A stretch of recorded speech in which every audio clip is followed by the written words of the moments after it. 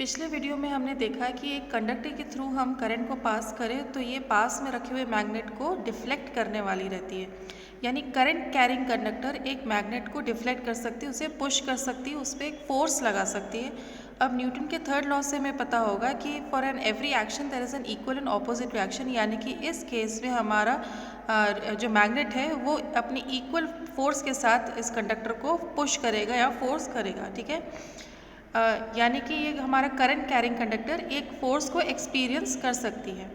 और ये एक बहुत ही फैसिनेटिंग फैक्ट है। इसी की वजह से हमारे फैंस घूमते हैं, हमारे जनरेटर्स चलते हैं। और इस फोर्स के बारे में हम अभी और आगे पढ़ेंगे। तो हमारा पहला सवाल ये है कि कैसे एक मैग्नेट एक करंट कैरिंग वायर को पुश करता है। क्या हमें याद है कि हमने समझा था कि एक करंट कैरिंग वायर एक मैग्नेट को पुश कर पाता है। तो हमने वहाँ पे कहा था कि जब भी एक वायर करंट को कैरी करता है तो इसके अराउंड एक मैग्नेटिक फील्ड जनरेट होती है।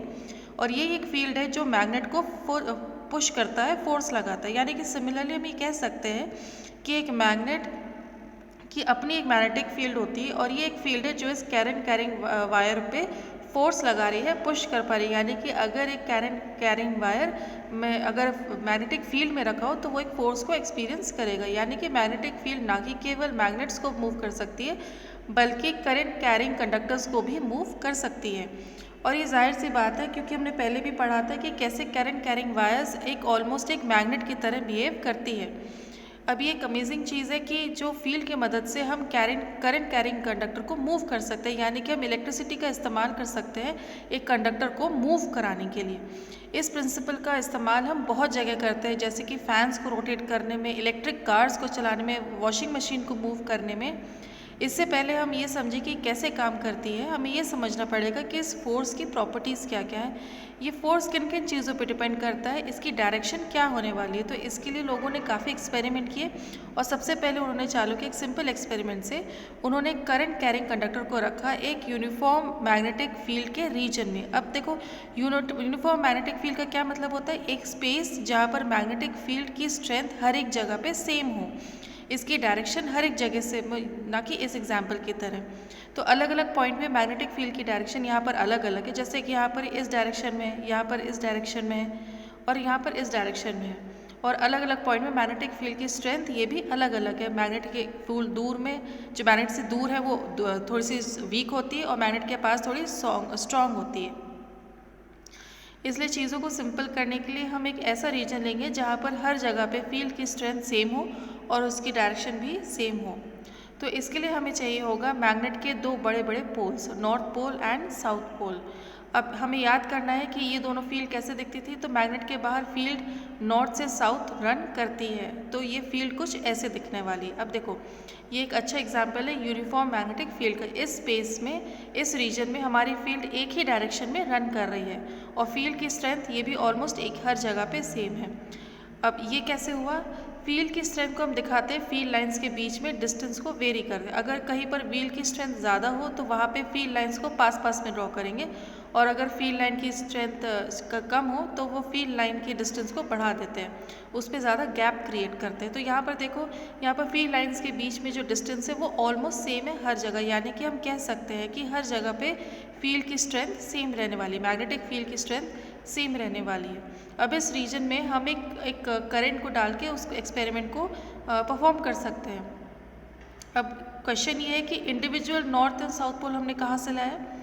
इसके लिए हमने दो बड़े बड़े बार मैग्नेट का इस्तेमाल कर सकते हैं, एक बार मैग्नेट यहाँ पर और एक बार मैग्नेट यहाँ पर। हमने यहाँ पे पूरा मैग्नेट नहीं दिखाया है। एक बड़े से हॉर्स शू मैग्नेट का भी इस्तेमाल हम कर सकते हैं। ये कुछ इस तरह से दिखता है, हॉर्स के शू की तरह, यानी कि घोड़े के नाल की तरह दिखता है। अब यहाँ पर जो पोर्शन है ये यहाँ पर अरेंज है जैसे कि हमें यहाँ पर चाहिए है। ये हो गया हमारा यूनिफॉर्म मैग्नेटिक रीजन। और यहाँ पर अगर एक करंट कैरिंग वायर को रखें तो इस मैग्नेटिक फील्ड के कारण ये एक फोर्स को एक्सपीरियंस करने वाला है। अब जब हम कुछ एक्सपेरिमेंट करते हैं, कुछ फोर्स के प्रॉपर्टीज़ के बारे में हम समझते हैं। तो ये हो गए आपकी करंट कैरिंग वायर और इसमें हमने डाली है मैग्नेटिक फील्ड के बीच में। अब एक फोर्स को एक्सपीरियंस करने वाला है। तो सबसे पहले हमें पहली चीज़ ये पता चली कि इस वायर पे लगने वाला फोर्स ये कैसे रिलेटेड है इस वायर के थ्रू बहने वाले करंट से। अगर इस बारे में हम इस वायर में हम ज़्यादा वायर फ्लो करेंगे, करंट फ्लो करेंगे कि मैग्नेटिक फील्ड को ज़्यादा एक्सपीरियंस करेगा कि कम करेगा या बिल्कुल सेम करेगा, ये आपको क्या लगता है? थोड़ा सा पॉज करके उसको जवाब देने की कोशिश करिए। अगर आपने ट्राई कर लिया तो हम आगे देखेंगे कि हमने ये देखा है कि करंट कैरिंग वायर ये एक मैग्नेट की तरह बिहेव करता है, और जब हम एक मैग्नेट को मैग्नेटिक फील्ड में डालते हैं तो ये एक फोर्स एक्सपीरियंस करता है। यहाँ पर इस केस में अगर इस करंट को बढ़ा दें तो यानी कि ये वायर एक स्ट्रॉन्गर मैग्नेट की तरह बिहेव करने वाला है, और एक स्ट्रॉन्ग मैग्नेट को मैग्नेटिक फील्ड में डालो तो ये ज़्यादा फोर्स को एक्सपीरियंस करने वाला है। यानी कि इस केस में अगर हम करंट को बढ़ाएंगे तो एक स्ट्रॉन्ग मैग्नेट की तरह बिहेव करेगा और एक ज़्यादा फोर्स एक्सपीरियंस करेगा। So that is the result number 1, more current that means more force. अब इसका वाइस वर्सा भी ट्रू है, अगर हमने करंट को रिड्यूस किया है तो वो कम फोर्स को एक्सपीरियंस करेगा, या फिर अगर हम करंट को स्टॉप कर दें या ज़ीरो कर दें तो ये ज़ीरो फोर्स एक्सपीरियंस करने वाला है। अब एक्सपेरिमेंट से एक और नई चीज़ सामने निकल के आई और ये बहुत ही इंपॉर्टेंट एंड इंटरेस्टिंग है, इसे हम गैस नहीं कर सकते थे। वो ये है कि जो फोर्स होती है, जो करंट कैरिंग वायर होती है, वो डिपेंड करता है एंगल पे, the angle of the current carrying wire and the angle of the magnetic field। जब ये दोनों 90 डिग्री होता है तो ये मैक्सिमम होता है। मैक्सिमम फोर्स तब एक्सपीरियंस करती है वायर जब the wire is perpendicular to the field. अब यहाँ पर देख लिया, करंट कैरिंग वायर 90 डिग्रीज है फील्ड के। अब अगर इस एंगल को हम रिड्यूस करते हैं, फॉर एग्जाम्पल कुछ इस एंगल पे आ जाता है, तो करंट की अमाउंट बिल्कुल सेम है, लेकिन फिर भी force on this wire will be reduced. क्योंकि ये एंगल ये दोनों के बीच का परपेंडिकुलर नहीं है, 90 डिग्रीज नहीं है, और अगर एंगल को हम और कम कर दें तो फोर्स और ज़्यादा कम हो जाएगा। अगर एंगल को ज़ीरो कर देते हैं यानी कि वायर पैरेलल हो जाए मैग्नेटिक फील्ड के, जिस इसमें फोर्स जो है वो वैनिश हो जाएगा, नहीं होगा। देखिए ये बहुत इंटरेस्टिंग है, इसे हम बिल्कुल भी गेस नहीं कर सकते थे और ये बिल्कुल एक्सपेरिमेंट से ही आया है, इसलिए हमको ध्यान में रखना है। रिजल्ट ये है कि अगर ये force on the current carrying wire ये डिपेंड करता है एंगल पे, the angle between the wire and the magnetic field. अगर एंगल ज़ीरो होगा तो फोर्स भी ज़ीरो होगा, अगर ये एंगल बढ़ता चला जाएगा तो ये फोर्स भी बढ़ जाएगा, और ये मैक्सिमम तब होगा फोर्स जब ये एंगल 90 डिग्रीज हो जाएगा।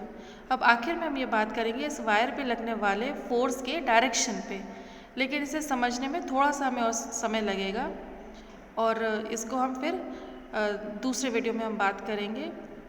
क्या हम ये गैस कर सकते हैं कि फोर्स की डायरेक्शन ये किन किन चीज़ों पे डिपेंड करने वाली है, यानी कि किन किन चीज़ों को हम चेंज करेंगे तो ये जो फोर्स की डायरेक्शन है वो भी चेंज हो जाएगी। अगर आप चाहते तो वीडियो को पॉज करके उसे गैस कर सकते हैं। ये फोर्स की डायरेक्शन डिपेंड करने वाली है दो चीज़ों पे, पहला है करंट की डायरेक्शन में और फील्ड की डायरेक्शन में। जिस डायरेक्शन में करंट बह रहा है उस पर डिपेंड करेगा फोर्स ऑन दिस वायर की डायरेक्शन, और इस करंट की डायरेक्शन हम रिवर्स करते हैं, ये करंट कभी ऊपर जा रही है उसको हम नीचे कर दें तो फोर्स की डायरेक्शन जो है वो रिवर्स हो जाएगी। एंड सिमिलरली अगर फील्ड की डायरेक्शन हम रिवर्स कर देते हैं तो भी फोर्स ऑन दिस वायर इसकी डायरेक्शन रिवर्स हो जाती है। इसको डिटेल में बात करेंगे नेक्स्ट वीडियो में, अभी फ़िलहाल इतना ही समझना ज़रूरी है, ठीक है। इस वीडियो में हमने देखा कि अगर एक करंट की वायर को अगर मैग्नेटिक फील्ड में हम डालें तो ये एक फोर्स को एक्सपीरियंस करती है। अब इसी का इस्तेमाल हम कर सकते हैं इलेक्ट्रिसिटी को मोशन में कन्वर्ट करने के लिए। फिर इसको फोर्स के कुछ कुछ प्रॉपर्टीज़ हमने देखी। हमने ये देखा कि अगर हमने इस वायर में ज़्यादा करंट भेजेंगे तो इस पर ज़्यादा फोर्स लगेगा, और मैक्सिमम फोर्स तब लगेगा जब ये वायर मैग्नेटिक फील्ड के परपेंडिकुलर रहेगी। पिछले वीडियो अभी थोड़ी देर पहले जो पिछले स्लाइड था उसमें हमने देखा था कि इस मैग्नेटिक फील्ड में अगर इस करंट कैरिंग वायर को डालेंगे तो उस पर हमने फोर्स लगाने वाले हैं तो वो पुश करती है और ज़्यादा फोर्स लगाती है, ठीक है। अब इसके हम डायरेक्शन पता लगाने वाले हैं। इसके लिए हम यूज़ करने वाले हैं न्यूटन के थर्ड लॉ को। न्यूटन का थर्ड लॉ कहता है कि for every action there is an equal and opposite reaction. तो यहाँ पे जो करंट कंडक्टर है इसकी खुद की मैग्नेटिक फील्ड होगी जिसकी भी इन मैग्नेट्स को पुश करने वाला है। अगर ये हो गया एक्शन तो इन रिएक्शन में उस मैग्नेट को इस वायर को पुश करेंगे ऑपोजिट डायरेक्शन में। देखो action and reaction forces equal होते हैं लेकिन डायरेक्शन में ये ऑपोजिट होते हैं। तो अगर करंट कैरिंग कंडक्टर अगर उस डायरेक्शन में पुश कर रहा है तो इस मैग्नेट को इस डायरेक्शन में पुश करेगा। तो हमें ये पता लगाना है कि हमें ये कंडक्टर किस डायरेक्शन में पुश कर रहा है इन मैग्नेट्स को। तो यहाँ पे ये जो कंडक्टर है वो करंट को कैरी कर रहे हैं, यानी कि इसके इसके खुद के अराउंड में मैग्नेटिक फील्ड होने वाली है। अब हमें पता है कि एक straight current carrying conduct wire को इसकी मैग्नेटिक फील्ड ये एक सर्कल में होती है, तो हम उसे ड्रॉ कर लेते हैं और ये हो गई हमारी कंडक्टर की मैग्नेटिक फील्ड। अब ये देखना है कि इस फील्ड की डायरेक्शन का पता लगाने के लिए हम राइट हैंड थंब रूल का इस्तेमाल करेंगे, क्योंकि अगर वायर को अगर राइट हैंड से पकड़ेंगे और थंब तुम्हारी पॉइंट कर रही है पॉइंट के करंट के डायरेक्शन में, तो जिस बाकी की चारों उंगली तुम्हारी जो जिस डायरेक्शन में मुड़ेगी वही हो जाएगी आपकी मैग्नेटिक फील्ड की डायरेक्शन, जो इस केस में इस डायरेक्शन में। अब हम एक बार याद कर लेते हैं कि मैग्नेटिक फील्ड की डायरेक्शन ये हमें क्या बताती है। अगर ये फील्ड पे यहाँ पे एक छोटा सा मैग्नेट रख दें तो उसकी नॉर्थ पोल ये राइट डायरेक्शन में फोर्स को महसूस करने वाली है। और सिमिलरली अगर हम एक फील्ड पे यहाँ पर वायर के पीछे इस पॉइंट पे एक मैग्नेट को रख देते हैं तो उसका नॉर्थ पोल ये लेफ्ट डायरेक्शन में फील्ड में मैग्नेटिक फील्ड को फील करने वाला है। तो ये हमें बताती है कि मैग्नेटिक फील्ड की डायरेक्शन, अगर किसी भी पॉइंट पे हम एक मैग्नेट रखो तो उसकी नॉर्थ पोल किस डायरेक्शन में मैग्नेट को फील करेगी। जब ये पता लगा सकते हैं कि इस नॉर्थ पोल को किस डायरेक्शन में फील कर सकती है उस फोर्स को, ठीक है। अब इस बात को हम देखते हैं कि सबसे पहले हम ये देखते हैं कि नॉर्थ पोल ये किस डायरेक्शन में फोर्स को फील कर रही है। इस पॉइंट पे मैग्नेटिक फील्ड ये पॉइंट कर रही है इस डायरेक्शन में आउट ऑफ द स्क्रीन, ठीक है। इसका मतलब ये है कि इस पॉइंट पे अगर हम ये मैग्नेट रखेंगे तो उस मैग्नेट का नॉर्थ पोल ये आउट ऑफ द स्क्रीन एक फोर्स को फील करने वाला है। तो यहाँ पर रखा है बड़ा सा नॉर्थ पोल, तो ये भी एक out of the screen force को फील करने वाला है कुछ इस तरफ से, यानी कि बाहर की तरफ, आपके स्क्रीन के बाहर की तरफ। अब बात करते हैं साउथ की, ये किस डायरेक्शन में एक्सपीरियंस करेगा। तो इस बार थोड़ा सा आप खुद से ट्राई कर सकते हैं वीडियो को पॉज करके। अगर आपने ट्राई कर लिया तो देखते हैं इस पॉइंट पे फील्ड लाइन इन स्क्रीन के अंदर वो एक्सपीरियंस कर रही है उस फोर्स को, ठीक है। अगर हम मैग्नेट को यहाँ रखें तो उसका नॉर्थ उस तरफ फील करने वाला, ठीक है। यहाँ पर हमारे पास एक बड़ी सी साउथ पोल है, ये कहाँ पॉइंट करेगी, ये साउथ पोल बिल्कुल नॉर्थ पोल के ऑपोजिट करते हैं। अगर यहाँ नॉर्थ अगर इनटू द स्क्रीन पॉइंट करेगी तो साउथ कहाँ पॉइंट करेगी, आउट ऑफ द स्क्रीन, यानी कि साउथ पोल भी out of the screen direction को फोर्स करेगी, यानी कि दोनों ही पोल्स ये फोर्स को एक्सपीरियंस कर रहे हैं आउट ऑफ द स्क्रीन। यानी कि अगर यहाँ पर एक बड़ा सा हॉर्स शू मैग्नेट होता तो यानी कि पूरा का पूरा मैग्नेट ये फोर्स को एक्सपीरियंस करता स्क्रीन के बाहर की तरफ, ठीक है। यानी कि करंट कैरिंग कंडक्टर इस पर मैग्नेट को पुश कर रही होती बाहर की तरफ। तो न्यूटन के थर्ड लॉ के अनुसार इस करंट कैरिंग कंडक्टर को पुश कर रहा होता अंदर की तरफ, क्योंकि ऑपोजिट रिएक्शन है, ठीक है। यानी कि कुछ इस तरह से डायरेक्शन को एक्ट कर रही होती है। तो इस तरह से हमने पता लगा लिया कि जब एक करंट कैरिंग कंडक्टर एक मैग्नेटिक फील्ड पे के पास रखा जाए तो उसकी फोर्स किस डायरेक्शन में एक्ट करती है। ये बहुत ही लंबा तरीका है पता करने का। सबसे पहले हमने वायर के कारण मैग्नेटिक फील्ड की डायरेक्शन का पता लगाया और उस मैग्नेटिक फील्ड के डायरेक्शन के कारण हमने मैग्नेट पे लगने वाले का फोर्स पे पता लगाया, फोर्स का क्या है। उसके बाद हमने वहाँ पर मैग्नेट रखा। तो काश ये ऐसा हमको लगता है कि कोई शॉर्ट फॉर्म होता है जिससे हमें पता रहता है कि कहाँ पर मैग्नेटिक फील्ड और फोर्स इस्तेमाल हो रही है। तो इससे होता है कि अगर मैग्नेटिक फील्ड अगर राइट डायरेक्शन हो और करंट ऊपर जा रहा है तो ये जो फोर्स है वो इनटू द डायरेक्शन पे लगने वाला है। अगर ऐसा कुछ ट्रिक हो जिससे हम इसको याद रख सकें तो ये बहुत ही आसान हो जाता है। कल कोई भी न्यूमेरिकल्स होता है तो हम डायरेक्टली उसको बता सकते हैं। तो हमारे पास एक ट्रिक है और जिसको हम बुलाते हैं फ्लेमिंग राइट हैंड रूल। तो ये फ्लेमिंग्स लेफ्ट हैंड रूल। तो इसकी ट्रिक है कि लेफ्ट हैंड जो हमारी थंब, फोर फिंगर और मिडिल फिंगर ये तीनों एक दूसरे के परपेंडिकुलर होनी चाहिए, यानी कि ये परपेंडिकुलर हो रही है और ये दोनों भी आपस में परपेंडिकुलर होनी चाहिए और ये दोनों भी आपस में परपेंडिकुलर होनी चाहिए। तो फिर अगर हमारी मिडिल फिंगर ये करंट की डायरेक्शन में पॉइंट करे और हमारी फोर फिंगर ये मैग्नेटिक फील्ड को पॉइंट करे तो फिर जिस डायरेक्शन में हमारा थंब होता है वही होता है वायर पे लगने वाली फोर्स की डायरेक्शन। अब कौन सी उंगली किस चीज़ को रिप्रेजेंट कर रही है इसे याद रखने के लिए FBI का इस्तेमाल करते हैं। F से हो गया फोर्स, B से हो गया मैग्नेटिक फील्ड, मैग्नेटिक फील्ड का M का इस्तेमाल नहीं कर सकते हैं बल्कि B का इस्तेमाल करते हैं, और I से हो गया करंट। तो याद रखने के लिए FBI का इस्तेमाल करना है, ठीक है। अब यहाँ पर देखिए इस एग्जाम्पल में मैग्नेटिक फील्ड ये पॉइंट कर रही है राइट डायरेक्शन में, यानी कि FBI ये वाली उंगली ये राइट डायरेक्शन में पॉइंट करनी चाहिए और करंट ये हमारा कर रहा है ऊपर की डायरेक्शन में, यानी कि ये वाली उंगली ये ऊपर की डायरेक्शन में पॉइंट करनी चाहिए। अब देखो, अब मेरी थंब ये पॉइंट कर रही है इनटू द स्क्रीन यानी कि अंदर की तरफ, और थंब बताती है फोर्स के डायरेक्शन को, यानी कि ये इनटू द स्क्रीन अंदर की तरफ जा रही है। अब यही है हमारा जो हम पहले जो लंबे चौड़े प्रोसेस से किया था वही आया था। अगर उस प्रोसेस के थ्रू हम देखें तो फोर्स जो अंदर की तरफ है, ठीक है, और लेफ्ट हैंड रूल के ज़रिए हम उसे और ज़्यादा जल्दी उसको समझ लेते हैं। यहाँ पर मैग्नेटिक फील्ड ये out of the screen point कर रही है। देखिए, देखो ड्राइंग में उतने अच्छे से नहीं दिख रही होगी, लेकिन हमें इमेजिन करना है। और यहाँ पे करंट ये राइट डायरेक्शन में पॉइंट कर रहा है, ठीक है। तो एक बार वीडियो को यहीं पॉज करो और इसे खुद से करने की कोशिश करो। अगर ट्राई कर लिया है तो उसे हम देखते हैं। तो हमें लेफ्ट हैंड को लाने वाले हैं और तीनों उंगलियों को स्ट्रेट करेंगे, एफ बी आई। एफ बनेगा फोर्स, बी आपकी होगी मैग्नेटिक फील्ड और आई हो गया करंट। और ये कुछ स्क्रीन की तरफ बाहर की तरफ पॉइंट करना चाहिए ऐसे।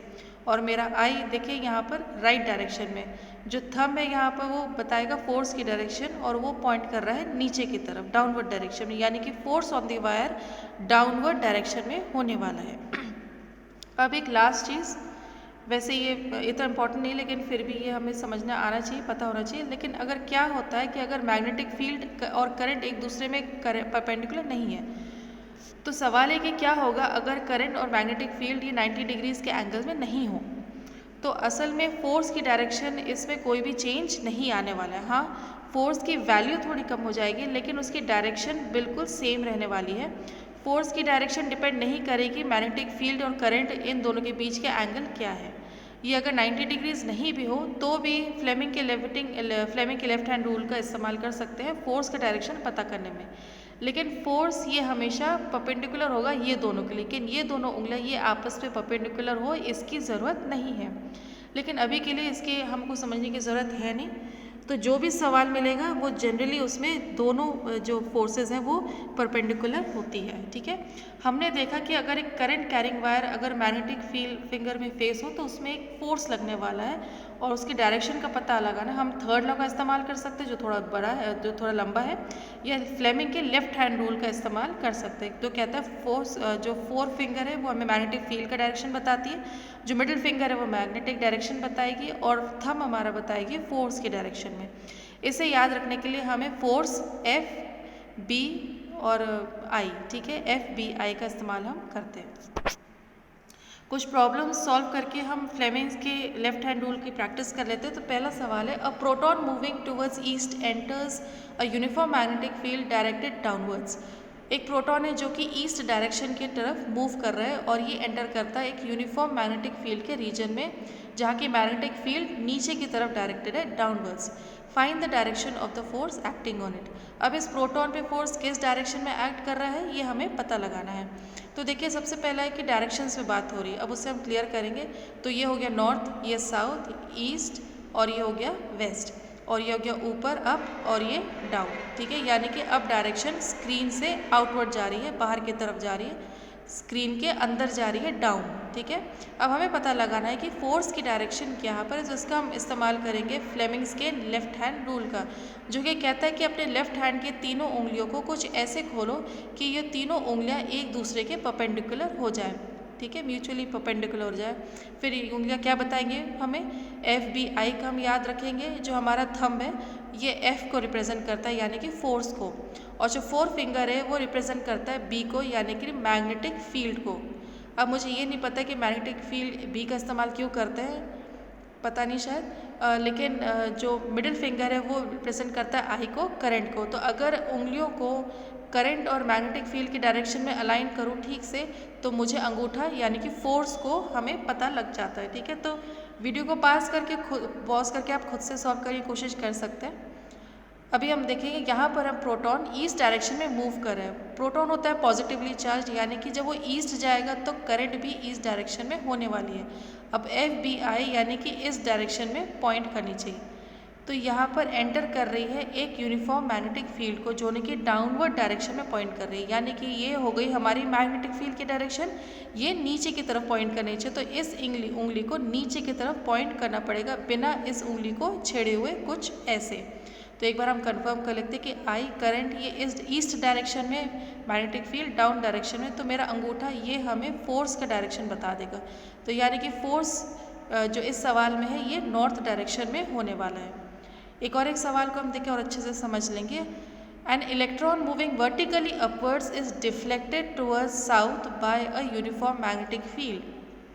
एक इलेक्ट्रॉन जो कि वर्टिकली ऊपर की तरफ मूव कर रहा है ऊपर की तरफ अपवर्ड, ये डिफ्लेक्ट हो रहा है साउथ डायरेक्शन में by a uniform magnetic field. Find the direction of the magnetic field. तो हमें मैग्नेटिक फील्ड की डायरेक्शन का पता लगाना है। तो इस केस में हमें करंट की डायरेक्शन बताई गई है इलेक्ट्रॉन फ्लो की मदद से, और फ्लो की डायरेक्शन भी, फोर्स की डायरेक्शन हमको दी गई है कि electron is reflected towards the south, यानी कि साउथ की डायरेक्शन में हमें फोर्स लगा है। अब हमें पता लगाना है कि मैग्नेटिक फील्ड की डायरेक्शन में का पता लगाना है। तो पॉज करके आप खुद से करने की कोशिश करेंगे। अभी हम देखेंगे, हमारे लेफ्ट हैंड को लेके आते हैं, ठीक है। यहाँ पर लिखा हुआ है कि इलेक्ट्रॉन जा रहा है, ये जा रहा है ऊपर की डायरेक्शन में, ये थोड़ा ऊपर चीज़ हो गई, ठीक है। इलेक्ट्रॉन यहाँ पे नेगेटिवली चार्ज पार्टिकल है, तो अगर नेगेटिवली चार्ज पार्टिकल ऊपर की तरफ जाएगा तो करंट ऑपोजिट डायरेक्शन में होने वाली है, करंट नीचे की डायरेक्शन में होने वाली। तो ये थोड़ा सा ट्रिकी हो जाता है। जनरली जब इलेक्ट्रॉन की बात होती है तो वहाँ पर थोड़ा सा हमें प्रिकॉशन लेना पड़ता है कि जो करंट है वो ऑपोजिट हो गए, ठीक है। ये जो मिडिल फिंगर है ये नीचे की डायरेक्शन में जो करंट है वो पॉइंट करना चाहिए। अब इलेक्ट्रॉन डिफ्लेक्ट हो रहा है साउथ डायरेक्शन में, यानी कि जो फोर्स है वो थंब की वजह से दिया जाता है। तो हमारी थंब फॉर्म करनी चाहिए, साउथ डायरेक्शन में करनी चाहिए फेस, ठीक है। अब करंट नीचे की डायरेक्शन में है और फोर्स साउथ की डायरेक्शन में है, तो FBI बी हो से हो गया मैग्नेटिक फील्ड, यानी कि जो हमारी 4 फिंगर है ये बता देगी मैग्नेटिक फील्ड की डायरेक्शन, और ये पॉइंट कर रही है ईस्ट के डायरेक्शन में, यानी कि इस केस में मैग्नेटिक फील्ड का डायरेक्शन ई होने वाला है। ऐसे असल में मैग्नेटिक फील्ड को ईस्ट में होने की ज़रूरत नहीं है। वैसे यहाँ पर ईस्ट करेक्ट आंसर है, लेकिन इसके अलावा भी कई करेक्ट आंसर्स हो सकते हैं। अब ये सवाल आता है कि कैसे पॉसिबल है। पिछले वीडियो में हमने ये देखा कि जब भी हम फ्लेमिंग के लेफ्ट हैंड का रूल इस्तेमाल करते हैं तो मैग्नेटिक फील्ड और करंट के फील्ड के बीच में अगर 90 डिग्रीज नहीं हो, कोई और एंगल हो, तब भी फोर्स की डायरेक्शन सेम होने वाली है। ठीक उसी तरह इस एग्जाम्पल में भी अगर हम मैग्नेटिक फील्ड परफेक्टली ईस्ट में नहीं हो लेकिन कुछ एंगल पे हो, मान लो कि ईस्ट से कुछ नीचे की तरफ हो, तो भी इलेक्ट्रॉन पे फोर्स सेम डायरेक्शन पे होता है, साउथ डायरेक्शन में। तो मैग्नेटिक फील्ड इस डायरेक्शन में हो सकती है, ईस्ट और डाउन के बीच में किसी के एंगल में, या फिर इस डायरेक्शन में या फिर इस डायरेक्शन में। तो असल में मैग्नेटिक फील्ड ईस्ट और डाउन के बीच में किसी भी एंगल में हो सकती है, पर जनरली हम ऐसे सवालों में हम लिख सकते हैं कि मैग्नेटिक फील्ड ईस्ट डायरेक्शन में ही फेस कर रही है। ये भी एक सही जवाब होने वाला है। तो इस वीडियो में हमने ये देखा कि जब भी हम किसी प्रॉब्लम को सॉल्व कर रहे हो जिसमें मैग्नेटिक फोर्स एक्ट कर रहा हो किसी करंट पे या फिर मूविंग चार्जेस पे, तो उस केसेस में हमें इस्तेमाल करना होगा फ्लेमिंग के लेफ्ट हैंड रूल का। और याद रखना FBI force, magnetic field and current.